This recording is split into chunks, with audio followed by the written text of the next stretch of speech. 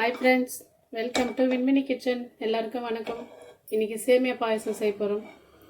ரொம்ப சிம்பிளாக ஈஸியாக டேஸ்டியாக இருக்கும் இந்த பாயசம்.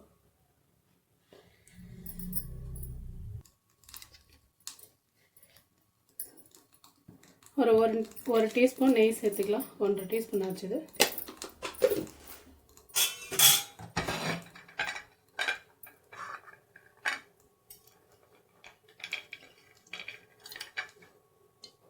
பாருங்கள், பாதாம் ஒரு 10-15 இருக்கும்.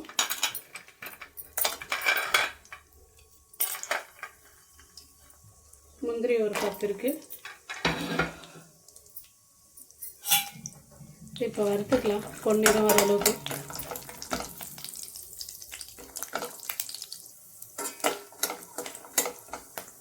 பாருங்கள், நல்லா கோல்டன் ப்ரௌன் வந்துடுச்சு. இப்போ எடுத்துக்கலாம்.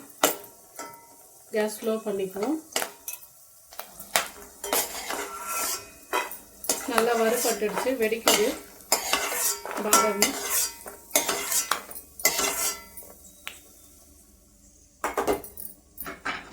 நம்ம இதே நெய்யில் ஒரு கப்பு சேமியா எடுத்து வச்சுருக்கேன். அந்த சேமியாவும் சேர்த்துக்குவோம்.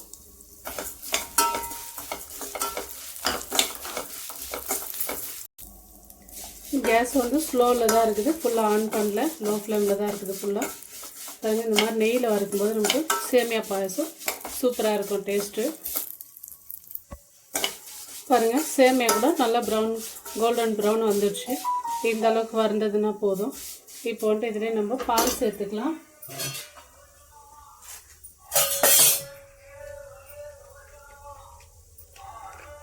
காய்ச்சாத பால் தாங்க, 1 லிட்டர் பால்.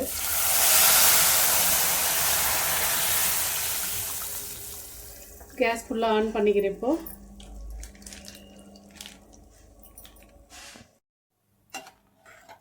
ஒரு முறை இப்படி மிக்ஸ் பண்ணி விட்டுக்கலாம். நான் கொஞ்சமாக இப்போ தண்ணி சேர்த்துக்க போகிறேன். இதில் ஒரு பாருங்கள், இன்னும் மிச்சம் இருக்குது. இது கொதிக்கிட்டு இப்போ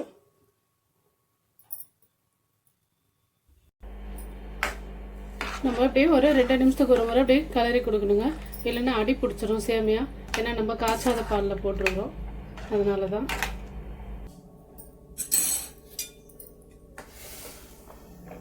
பால் பொங்கி ஒரு ஸ்டேஜில் இருக்குது.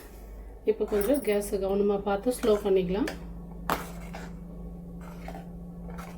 நான் கேஸ் ஃபுல்லாக ஸ்லோ பண்ணிட்டு போகிறேன்.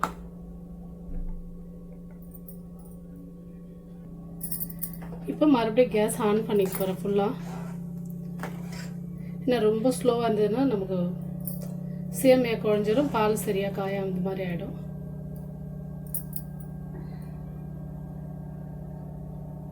பாருங்க, கொதிக்குது.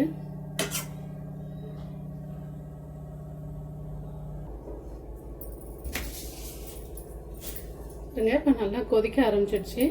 இப்போ இந்த டைமில் நம்ம சர்க்கரை சேர்த்துக்கலாம். நான் வந்துட்டு 1 கப்பு சேமியா எடுத்து 3/4 கப்பு சர்க்கரை சேர்க்குறேன். 6 லிட்டர் பால் ஊற்றிருக்கு.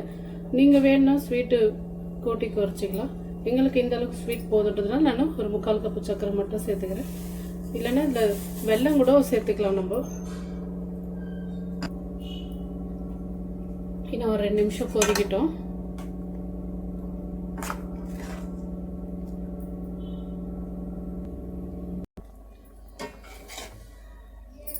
பாருங்க, இந்த பால், நெய், சர்க்கரை எல்லாம் சேர்ந்து நல்லா கொதிக்கும்போது செம்ம வாசனை. சும்மா சாப்பிடணும் போல் தோணுது. இது கொதிக்கும்போது அந்த அளவுக்கு கம வாசனை செம்மையாக இருக்கும். டேஸ்ட்டும் சூப்பராக இருக்கும் இந்த மாதிரி செஞ்சோம்னா. இப்போது சேமியாலாம் நல்லா வெந்துடுச்சு. அதே மாதிரி ஸ்வீட்டு கூட இதுக்கு கரெக்டாக இருக்குதுக்கு. இப்போது கேஸ் ஆஃப் பண்ணிக்க போகிறேன்.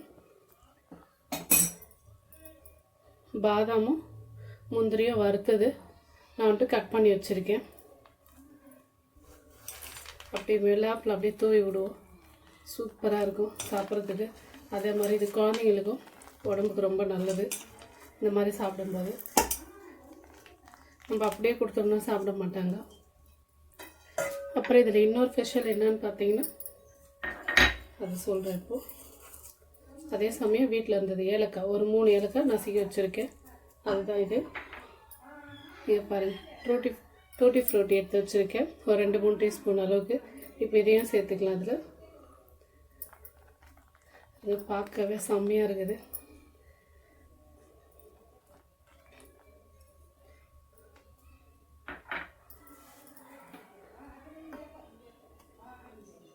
பாருங்கள், நமக்கு ரொம்ப தண்ணியாகவும் இல்லை, ரொம்ப திக்காகவும் இல்லை, கரெக்டாக இருக்குது. இது செம்ம டேஸ்ட்டாக இருக்கும் ஃப்ரெண்ட்ஸ். இதே மாதிரி சேமியா பாயசம் நீங்களும் செஞ்சு பாருங்கள். வீடியோ பிடிச்சிருந்ததுன்னா லைக் பண்ணுங்கள், ஷேர் பண்ணுங்கள் ஃப்ரெண்ட்ஸ், சப்ஸ்கிரைப் பண்ணுங்கள். ஓகே, பாய்.